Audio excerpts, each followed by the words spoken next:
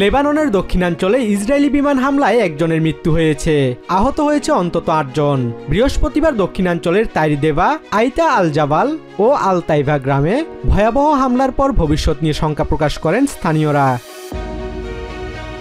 তাইরিদেবা মিউনিসিপ্যালিটির mayor Farid নানো বলেন, গ্রামের বাসিন্দারা চরম উৎকণ্ঠার মধ্যে দিন পার করছে।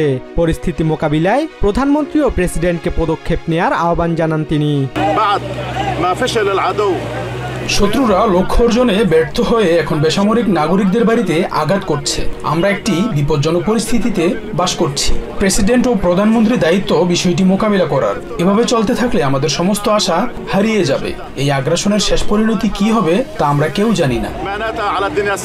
এর আগে বৃহস্পতিবার বিকেলে দক্ষিণাঞ্চলের 3টি লক্ষ্যবস্তুতে আঘাত হানার ঘোষণা দেয় ইসরায়েল। পরে তারা তাইরিদেবা, আইতা আল জাবাল ও আল তাইবা গ্রামে ভয়াবহ হামলার ফুটেজ প্রকাশ করে। এদিন লেবানন সীমান্ত সংলগ্ন এলাকায় ইসরায়েলি ট্যাঙ্ক দেখা যায়। এছাড়া শুক্রবার লেবাননের দক্ষিণাঞ্চলের আকাশ সীমায় ইসরায়েলি গোয়েন্দা বিমান উঠতে দেখা গেছে বলে জানিয়েছে রাষ্ট্রীয় সংবাদ সংস্থা এনএনএ। ইসরায়েলি সামরিক বাহিনী আইডিএফ এর দাবি, হিজবুল্লাহ পুনরায় সামরিক ঘাঁটি পুনর্গঠনের চেষ্টা করছে। তবে হিজবুল্লাহ জানিয়েছে তারা যুদ্ধবিরতি মেনে চলছে, তবে ইসরায়েলের বিরুদ্ধে প্রতিরোধের বৈধ অধিকার রয়েছে। ওয়াশিংটনের মধ্যস্থতায় গত বছরের নভেম্বরে লেবাননের সাথে ইসরায়েলের যুদ্ধবিরতি চুক্তি হলেও ধারাবাহিক আগ্রাসন চালিয়ে যাচ্ছে তেল আবিব। সাম্প্রতিক সময়ে এই আগ্রাসনের তীব্রতা বেড়েছে। যুদ্ধবিরতির প্রায় 1 বছরে এখন পর্যন্ত 330 জনের বেশি হিজবুল্লাহ কর্মীকে হত্যার দাবি করেছে ইসরায়েল, যার মধ্যে গত অক্টোবরে 20 জনকে হত্যা করে দখলদার বাহিনী। সম্প্রতি আমেরিকার প্রেসিডেন্ট ডোনাল্ড ট্রাম্প পারমাণবিক অস্ত্র পরীক্ষার প্রক্রিয়া পুনরায় শুরুর নির্দেশ দিয়েছেন। তবে তিনি স্পষ্ট করে বলেননি এটি কি কেবলমাত্র পারমাণবিক সক্ষমতা সম্পূর্ণ ক্ষেপণাস্ত্রের পরীক্ষা নাকি বিস্ফোরণমূলক পারমাণবিক পরীক্ষা। পারমাণবিক পরীক্ষা পুনরায় শুরু করার উদ্দেশ্য পরিষ্কার করার আহ্বান জানিয়ে শুক্রবার রাশিয়ার পররাষ্ট্র মন্ত্রণালয়ের মুখপাত্র মারিয়া জাকারোভা সতর্ক করে বলেন, এটি পারমাণবিক বিস্ফোরণ প্রক্রিয়া হলে রাশিয়া পাল্টা ব্যবস্থা নিতে বাধ্য হবে। আমেরিকার পরমাণু পরীক্ষা নিয়ে এখন নানা প্রশ্ন তৈরি হয়েছে। এটি কি পরমাণু অস্ত্রের ডেলিভারি সিস্টেমগুলোর পরীক্ষা নাকি comprehensive nuclear test ban treaty এর বিধান লঙ্ঘন করে পারমাণবিক বিস্ফোরণমূলক পরীক্ষা? আমার মনে হয় আমেরিকার প্রতিনিধিদের এই প্রশ্নগুলোর উত্তর দেওয়া উচিত। যদি দ্বিতীয়টি সত্য হয় তবে এটি নেতিবাচক প্রভাব সৃষ্টি করবে এবং অন্যান্য রাষ্ট্রের, বিশেষ করে রাশিয়ার পাল্টা পদক্ষেপের কারণ হবে। এমন প্রেক্ষাপটে রাশিয়াকে সম্ভাব্য প্রতিক্রিয়ার পরিকল্পনা তৈরি করতে শীর্ষ কর্মকর্তাদের নির্দেশ দিয়েছেন প্রেসিডেন্ট ভ্লাদিমির পুতিন। বিশ্লেষকরা বলছেন পারমাণবিক পরীক্ষা পুনরায় শুরু হলে তা বর্তমান ভূরাজনৈতিক উত্তেজনার সময়ে একটি অস্থিতিশীল পদক্ষেপ হিসেবে দেখা হবে, বিশেষ করে ইউক্রেন যুদ্ধের প্রেক্ষাপটে। সবচেয়ে বড় পারমাণবিক অস্ত্র ভাণ্ডারের অধিকারী এই দুই দেশের মধ্যে অস্ত্র নিয়ন্ত্রণ সংক্রান্ত চুক্তিটিরও মেয়াদ শেষ হবে 3 মাস পর। এদিকে রাশিয়া জানিয়েছে তারা ভেনেজুয়েলার সহায়তার আহ্বানে সাড়া দিতে প্রস্তুত। সংবাদ সম্মেলনে জাকারোভা বলেন, অঞ্চলটিতে কোনো প্রকার উত্তেজনা চায় না রাশিয়া। রাশিয়া সবসময় লাতিন আমেরিকা ও ক্যারিবিয়ান দেশগুলোর স্থিতিশীল ও স্বাধীন উন্নয়নের পক্ষে কথা বলেছে এবং সব ধরনের বিরোধ শান্তিপূর্ণ ও সভ্য উপায়ে সমাধানের পক্ষে অবস্থান নিয়েছে। আমরা ভেনেজুয়েলার নেতৃত্বের প্রতি তাদের জাতীয় সার্বভৌমত্ব রক্ষার ক্ষেত্রে আমাদের দৃঢ় সমর্থন পুনর্ব্যক্ত করছি। বর্তমান পরিস্থিতির প্রেক্ষাপটে আমরা আমাদের ভেনেজুয়েলান বন্ধুদের সঙ্গে ঘনিষ্ঠ ও নিয়মিত যোগাযোগ বজায় রাখছি। ভেনেজুয়েলার প্রেসিডেন্ট নিকোলাস মাদুরো রাশিয়ার কাছে সামরিক সহায়তা চেয়েছেন। এর মধ্যে রয়েছে রুশ নির্মিত সুখোই যুদ্ধবিমান মেরামত, রাডার সিস্টেম আপগ্রেড এবং ক্ষেপণাস্ত্র সরবরাহ। দেশটির দাবি সাম্প্রতিক মাসগুলোতে আমেরিকা ক্যারিবিয়ান অঞ্চলে বড় সামরিক উপস্থিতি বাড়িয়েছে, যা তারা হুমকি হিসেবে দেখছে। অন্যদিকে রাশিয়ার প্রেসিডেন্ট ভ্লাদিমির পুতিন ও পররাষ্ট্রমন্ত্রী সের্গেই ল্যাভরভের মধ্যে সম্পর্কের টানাপোড়েন নিয়ে পশ্চিমা গণমাধ্যমে যে গুঞ্জন চলছে তা সম্পূর্ণ ভিত্তিহীন বলে মন্তব্য করেছে ক্রেমলিন। বিস্ফোরণটি ঘটে ইন্দোনেশিয়ার রাজধানী জাকার্তার কেলাপা গার্ডিং এলাকায় একটি বিদ্যালয় কম্পাউন্ডের ভেতরে থাকা মসজিদে। শুক্রবার মুসল্লিরা যখন নামাজ আদায়ে ব্যস্ত, ঠিক তখনই ঘটে পরপর দুটি বিস্ফোরণ। বিস্ফোরণে কমপক্ষে ৫৫ জন আহত হয়েছেন। আহতদেরকে হাসপাতালে চিকিৎসা দেয়া হচ্ছে। তাদের মধ্যে অনেকের শরীরে পোড়া ও গুরুতর আঘাতের চিহ্ন রয়েছে। এই ঘটনায় ১৭ বছর বয়সী এক সন্দেহভাজনকে এরই মধ্যে চিহ্নিত করেছে পুলিশ। প্রত্যক্ষদর্শী স্কুল ক্যান্টিন কর্মী লুসিয়ানা বলেন, বিস্ফোরণের বিকট শব্দে সবাই ভীত হয়ে মসজিদ থেকে দৌড়ে বের হতে শুরু করে। বিস্ফোরণের শব্দ এত জোরে হয়েছিল যে আমি নিঃশ্বাস নিতে পারছিলাম না। আমরা সবাই ভয় পেয়ে দৌড়ে বাইরে বেরিয়ে যাই। প্রথমে ভেবেছিলাম সাউন্ড সিস্টেম বা বৈদ্যুতিক শর্ট সার্কিট হয়েছে। স্থানীয় বাসিন্দা ইমানুয়েল ট্যারিগান বলেন, ভবনের ভেতরে বিস্ফোরণ হলেও বাইরের অংশে তেমন কোনো ক্ষতি হয়নি। আমাদের বাচ্চারা এই স্কুলে পড়ে, আমরা তাদেরকে খুঁজে বের করার চেষ্টা করছি। জায়গাটিতে ভীষণ ভিড় ছিল। আমরা অনেক আহত মানুষকে দেখেছি, কারো মুখমণ্ডল পর্যন্ত বিকৃত হয়ে গিয়েছিল। ইন্দোনেশিয়ার সংসদের ডেপুটি স্পিকার সুপমি দাসকো আহমেদ হাসপাতালে আহতদের দেখতে গিয়ে সাংবাদিকদের বলেন, সন্দেহভাজন কিশোর হাসপাতালে চিকিৎসাধীন।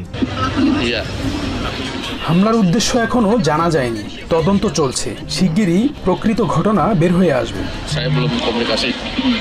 ইন্দোনেশিয়ায় অতীতে চার্চ ও পশ্চিমা স্থাপনাগুলোতে হামলার ঘটনা ঘটলেও মসজিদে হামলার ঘটনা বিরল।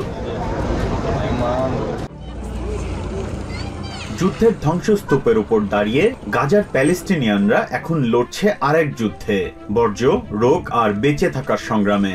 দখলদার ইসরায়েলি বাহিনীর আগ্রাসনে জমা হওয়া ধ্বংসস্তূপের কারণে রাস্তাঘাট আর তাঁবুগুলো পচা বর্জ্য ও দুর্গন্ধে ভরে গেছে।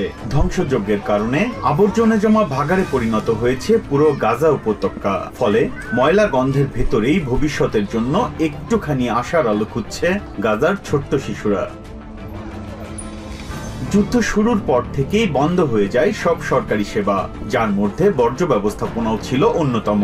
ফলে যুদ্ধ পরবর্তী গাজায় স্বাস্থ্যকর পরিবেশ খুঁজে পাওয়াও এখন দুষ্কর। খান ইউনিসের বাসিন্দা মোহাম্মদ আবু রেইদা বলেন, গাজায় কোনো স্বচ্ছ বাতাস নেই, আছে শুধু পচা গন্ধ আর ধোয়া দূষণের যন্ত্রণা। আমার ৬ সদস্যের পরিবার, প্রতিদিনই কেউ না কেউ অসুস্থ থাকে, কারো জ্বর, কারো ডায়রিয়া। আমার একটি ছোট বাচ্চা আছে যাকে এই সপ্তাহে ৪-৫ বার হাসপাতালে নিতে হয়েছে। ডাক্তার আমাকে বলেছিলেন ব্যাকটেরিয়া সংক্রমণ হয়েছে, ভাইরাসের কারণ এই আবর্জনা। চিকিৎসকরা বলছেন, অতিরিক্ত দূষণের কারণে ডায়রিয়া, চুলকানি ও সংক্রমণ ভয়াবহ আকারে বেড়েছে। কুয়েতি ফিল্ড হাসপাতালের চিকিৎসক সামি আবু তহা জানান, তাঁবুগুলো আবর্জনার স্তূপের পাশে অবস্থিত হয় ত্বকের রোগ ব্যাপক হারে ছড়িয়ে পড়ছে। তাঁবুতে অতিরিক্ত ভিড়ের কারণে এবং তাঁবুগুলো আবর্জনার স্তূপের পাশে অবস্থিত হওয়ায় ত্বকের রোগ ব্যাপকভাবে ছড়িয়ে পড়ছে। মশা, পিঁপড়ে, এমনকি মাথায় উকুনের পরিমাণও বেড়েছে। এছাড়া আবর্জনা থেকে মাছিগুলো ব্যাকটেরিয়াজনিত রোগও ছড়িয়ে দিচ্ছে, যার মধ্যে কোষ্ঠকাঠিন্য অন্যতম। গাজার ১৭টি মিউনিসিপ্যালিটি খান ইউনিসের পূর্বাংশে নির্ধারিত একমাত্র ডাম্প স্টেশনে ময়লা ফেলত, কিন্তু ধ্বংসযজ্ঞের কারণে এখন বিভিন্ন এলাকা ময়লার ভাগাড়ে রূপ নিয়েছে। আবর্জনার দূষণে খান ইউনিসে বৃষ্টির পানি ধরে রাখার একমাত্র কূপটিও দূষিত হয়ে গেছে। ফলে পানিবাহিত রোগও ছড়িয়ে পড়ছে সর্বত্র। হাসপাতালগুলোতেও নতুন করে বাড়ছে রোগীদের ভিড়। সাম্প্রতিক যুদ্ধবিরতির পর পরিচ্ছন্নতা কার্যক্রম আংশিকভাবে শুরু হয়েছে, কিন্তু ২ মিলিয়ন টন বর্জ্য পরিষ্কার করা দুঃসাধ্য হয়ে উঠেছে।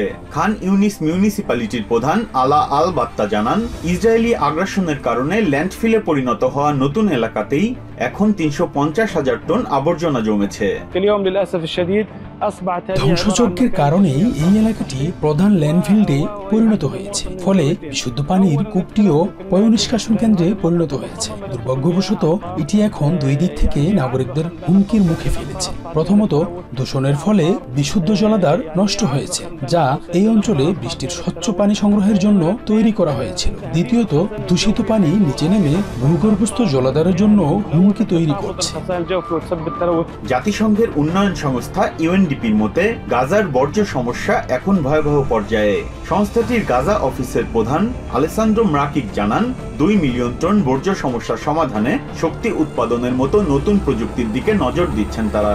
Immediate action again is needed, mainly through access of machinery, equipment that will allow us to properly perform the job on the ground. Gaza উপত্যকা জুড়ে ধ্বংসযজ্ঞের চিত্র আধুনিক বিশ্বে মানবতার এক করুণ বাস্তবতা তুলে ধরছে। আগ্রাসনের তীব্রতা থামলেও ক্ষতগুলো এখনো তাজা। ফলে পচা বর্জ্য আর ভাঙা স্বপ্নের মাঝে টিকে থাকার লড়াই যেন গাজাবাসীর প্রধান লক্ষ্য। ভিয়েতনামের পরিবেশ মন্ত্রণালয়ের তথ্য অনুযায়ী বৃহস্পতিবার দিবাগত রাতে দেশটির মধ্যাঞ্চলে আঘাত হানে প্রবল শক্তিশালী ঘূর্ণিঝড় ক্যালমেগি। সে সময় ঘন্টায় বাতাসের গতিবেগ ছিল 149 কিলোমিটার। ক্যালমেগির প্রভাব সবচেয়ে বেশি পড়েছে ভিয়েতনামের জিয়ালাই প্রদেশে। তীব্র বাতাস ও বৃষ্টিপাতের কারণে শত শত ফ্লাইট বাতিল এবং 6টি বিমানবন্দর বন্ধ ঘোষণা করা হয়েছে। ঘূর্ণিঝড়ে বেশ কয়েকজনের প্রাণহানির খবর পাওয়া গেছে। ঝড়ো হাওয়া ও ভারী বৃষ্টিতে গাছ উপড়ে গেছে, ধ্বংস হয়েছে বাড়িঘর, বিদ্যুৎবিহীন হয়ে পড়েছেন 1.3 মিলিয়ন মানুষ। এই ঝড় আমাদের প্রচুর ক্ষতি করেছে। অনেক বাড়ির ছাউনি উড়ে গেছে, পানির সরবরাহ বন্ধ, বিদ্যুৎও নেই। চরম কষ্টে দিন কাটাচ্ছি। আগের কোনো ঝড়ে আমার বাড়ি কখনো ভেঙে যায়নি, তখন শুধু ছাউনি উড়ে যেত, যা ঠিক করে আমি আবার বাড়িতে থাকতে পারতাম। কিন্তু এবার পুরো বাড়ি এবং আমার সবকিছু উধাও হয়ে গেছে। ঘূর্ণিঝড়ের আঘাতে চিংড়ি খামারগুলো ক্ষতিগ্রস্ত হয়েছে, নিঃস্ব হয়ে পড়েছেন চাষিরা। এখন আমার নিজের বলতে শরীরটা ছাড়া আর কোনো কিছুই অবশিষ্ট নেই। এই ব্যবসায় অনেক বিনিয়োগ করেছি, এখন আমি সম্পূর্ণ নিঃস্ব। আমি চেষ্টা করব ঋণ নিয়ে আরো শক্তিশালী খামার গড়ে তুলতে। অন্য কোনো উপায় আমার জানা নেই। জলবায়ু বিশেষজ্ঞরা বলছেন, সমুদ্রপৃষ্ঠের তাপমাত্রা বাড়ায় বাতাসের আর্দ্রতা ও শক্তি বৃদ্ধি পাচ্ছে, যার ফলে এ ধরনের প্রবল ঘূর্ণিঝড়ের সংখ্যা বাড়ছে। প্রাকৃতিক দুর্যোগের সংখ্যা ক্রমাগত বৃদ্ধি পাচ্ছে। বর্তমান মডেলগুলো দিয়ে এই ধরনের পূর্বাভাস দেয়া কঠিন। বৈশ্বিক তাপমাত্রা নিয়ন্ত্রণ করতে না পারলে পরিবেশের ভারসাম্য রক্ষা করা সম্ভব নয়। গ্রিনহাউস গ্যাস নির্গমন নিয়ন্ত্রণে ব্যর্থ হলে প্রাকৃতিক দুর্যোগ ভয়াবহ আকারে বাড়তে পারে বলে শঙ্কা জানিয়েছেন বিশেষজ্ঞরা। সিরিয়ার হামা প্রদেশের আল লাতামনা গ্রামের পাহাড়ের গুহায় বসবাস করছেন 63 বছরের রজা ইজ্জো। গৃহযুদ্ধের সময় যে গুহা ছিল তার শেষ আশ্রয়স্থল, আজ সেটি হয়ে উঠেছে তার আবাসস্থল। পরিবারের সদস্যদের নিয়ে এখানেই সাজিয়েছেন আপন ভুবন। 6 বছর আগে সরকারি বাহিনীর অভিযানের পর পরিবার নিয়ে তাকে পালিয়ে যেতে হয় প্রতিবেশী ইদলিবের আশ্রয় ক্যাম্পে। গত বছর বাশার আল আসাদ সরকারের পতনের পর তিনি আবার ফিরে আসেন নিজের গ্রামে, যেখানে তার বাড়িঘর সহ সবকিছুই পুড়ে গেছে আগুনে। রজা ইজ্জো বলেন, গৃহযুদ্ধের সময় এই গুহাই তাদের আশ্রয়স্থল হয়ে ওঠে। গৃহযুদ্ধের সময় এই গুহা আমাদের আশ্রয় দিয়েছিল। এখানেই পাশে আমাদের বাড়ি ছিল। আমাদের ঘরে বারান্দা, বাথরুম, বিদ্যুৎ সহ সব সুযোগ সুবিধা ছিল। এখন কিছুই অবশিষ্ট নেই। যুদ্ধের সময় বোমার আঘাত থেকে বাঁচতে আমরা গুহায় আশ্রয় নিয়েছিলাম, এখন আবার এখানেই থাকতে শুরু করেছি।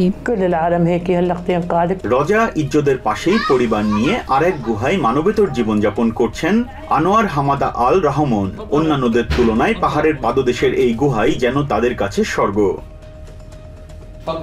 আনোয়ার হামাদা বলেন, এখন তাদের ঘর নেই, বিদ্যুৎ নেই, দৈনন্দিন ব্যবহারের পানির পরিমাণও অপ্রতুল। তবু এই গুহা তাদের বেঁচে থাকার একমাত্র আশ্রয়। ক্যাম্প থেকে ফিরে আসার পর দেখলাম ঘরবাড়ি ভেঙে ফেলা হয়েছে, গুহাগুলো অর্ধেক ধ্বংস হয়ে গেছে। এখানে জীবনের মৌলিক জিনিসপত্রের কিছুই নেই। কতদিন এভাবে থাকবো জানি না। অনেকেই আবার ক্যাম্পে ফিরে গেছে, কারণ গুহাগুলো অনেক ঠান্ডা। তবুও অন্যদের তুলনায় এই গুহা আমাদের কাছে স্বর্গের মতো। যুদ্ধের ধ্বংসস্তূপ পেরিয়ে মানুষ এখন স্বাভাবিক জীবনে ফেরার চেষ্টা করছে। যুদ্ধবিধ্বস্ত সিরিয়ার অন্তর্বর্তী প্রেসিডেন্ট আহমেদ আল সারার সরকার দেশ পুনর্গঠনের উদ্যোগ নিয়েছে। নিউ ইয়র্ক থেকে সম্প্রচারিত TVN 24 টেলিভিশন বিশ্বজুড়ে বাঙালির কণ্ঠস্বর।